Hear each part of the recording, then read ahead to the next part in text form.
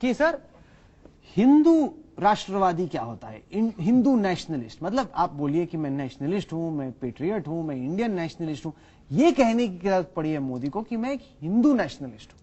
देखिए, पहले आप सवाल देखिए क्या पूछा गया कि आप हिंदू नेशनलिस्ट हैं, तो उन्होंने कहा कि यदि आपका कहने का अर्थ है कि मैं हिंदू हूं और नेशनलिस्ट हूं, हाँ मैं हिंदू नेशनलिस्ट हूं, ठीक है।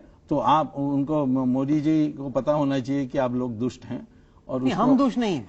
देखिए, उसने जो कहा था वो कहा था मैं हिंदू भी हूं। सर आप ये कहते कि मैं नेशनलिस्ट हूं, मैं पेट्रियट हूं, मैं इंडियन फर्स्ट उसने कौन सी, सचिन तेंदुलकर ने कहा मैं महाराष्ट्रियन बाद में हूं, पहले मैं इंडियन। मैं कहते रहा हूं कि मैं इंडियन फर्स्ट हूं, तमिल बाद में हूं, मैं तो जाकर तमिलनाडु में कहता हूं। क्यों नहीं कहा ये? मोदी को जब सवाल पूछा गया कि आप हिंदू नेशनलिस्ट हैं, वो कहा मैं तो हिंदू हूं और नेशनलिस्ट हूं, इसको हिंदू नेशनलिस्ट कहेंगे, तो मैं हिंदू नेशनलिस्ट हूं। अब उसमें इसके मतलब नहीं है कि सिर्फ हिंदू नेशनलिस्ट हो सकता है। हम लोग तो कहते हैं कि जो मुसलमान मान लेगा कि उसका पूर्वज हिंदू है वो भी नेशनलिस्ट है, हम तो उनको अपनाने के लिए तैयार हैं। और मुसलमान के बारे में आपको बताना चाहता हूं कि आज शिया बिल्कुल हमारे साथ है, एनडीए के साथ है, और भी अन्य हैं, अहमदी हैं, बरेलवी मुस्लिम हैं। तो आप मुस्लिम ही मत कहिए, मुस्लिम में आज डिवीजन आ गई है। सर आप चाहेंगे कि डिवीजन आ जाए, लेकिन जो आप बात कह रहे हैं उसकी कहीं पे कोई प्रमाण नहीं है उसके। वो देखेंगे आप रिजल्ट में। आप चाहेंगे, मैं कहता हूँ कहाँ प्रमाण देख सकते हैं। गुजरात में लोकल बॉडीज इलेक्शन में देखें, क्या है, विकल्प क्या है? अगर नहीं जिताया तो वहां पे सड़क कैसे बनेगी, बिजली? वही होने वाला है। में वोट पड़े और उत्तर प्रदेश में पड़े, बिहार में पड़े, बहुत फर्क है सुब्रमण्यम स्वामी जी। मैं कह रहा हूं वही होने वाला है कि विकल्प बीज एनडीए का कोई नहीं होने वाला है। ऐसी हवा बनेगी इस इलेक्शन में।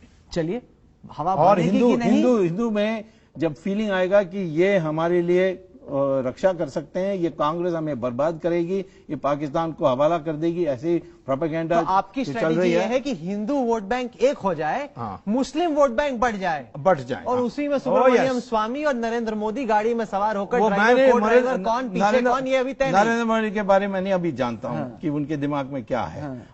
इस सवाल पर मेरी यह ओपिनियन है, हिंदू को इकट्ठा करो, मुसलमान को डिवाइड करो।